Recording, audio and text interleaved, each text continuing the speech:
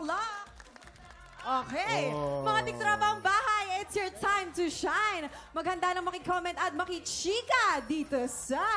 Heto na nga! Oh, eto na nga. Oh. Sabi ni Strong Girl 1995, may office mate akong crush na crush ko. Uy. May feeling ako crush niya rin ako. Ba? Pero recently, nalaman ko sa isang office mate namin na ayaw niya daw akong ligawan dahil masyado daw akong strong and independent. Ay, naku. Mas gusto daw niya yung babaeng pwede niyang alagaan. Ang advice ng mga kaibigan ko, medyo magtanga-tangahan daw ako. Ay? Mala damsel in distress. Para may opportunity si crush na i-rescue ako. Aba, tama bang advice yun? Tanungin natin si Bubay. Bubay, tama ba yon o hindi? Siyempre mali, dapat hindi siya sumunod dun sa best friend niya. Oo. Okay? Kasi una sa lahat, sabi nung gusto niyang lalaki, gusto niyang alagaan siya, di ba? Oo. So wag Yes. siyang magtanga-tangahan. Dapat magsakit-sakitan siya. Di ba? Oo nga, para alagaan. Napakasimple, di ba? Oo. Tanong pa talaga siya. Ang ibig sabihin ni Bubay niyan, magpakatotoo ka sa sarili mo. Hindi mo kailangan baguhin ang sarili mo para sa isang tao. Pero magsasakit-sakita ka para alagaan ka. Oo, yun. Sige. Ikaw, Jean, ano naman?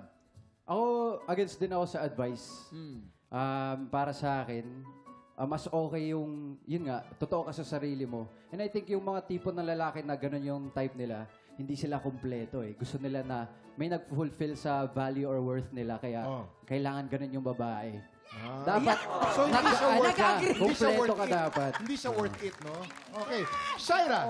Ako din, mali yun para sa akin. Agree ako sa sinabi ni Bubay na dapat hindi ka mag-a-adjust eh. At saka kapag nagtanga-tangahan ka, hindi ba nakaka-turn off sa lalaki yun? Baka imbis na gustuhin ka pa, baka sabihin, ay, ano ba yan, susunga-sunga. Diba?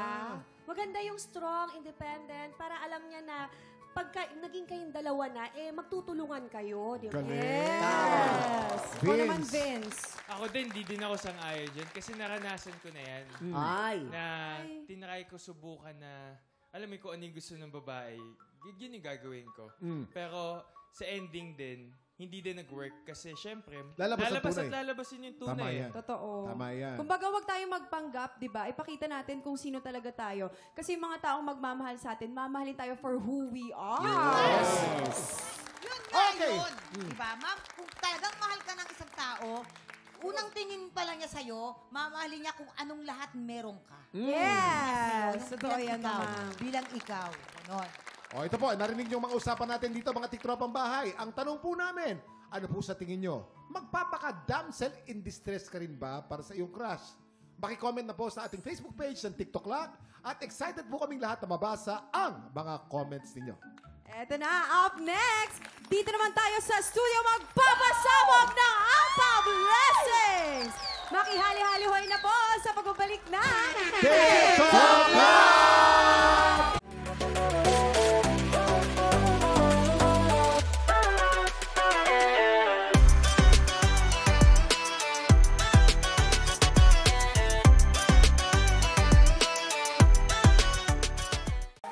Tropa, pinanood mo hanggang sa dulo itong video na to, very good ka! For more happy time, watch more TikTok Lock videos on our official social media pages and subscribe to GMA Network official YouTube channel.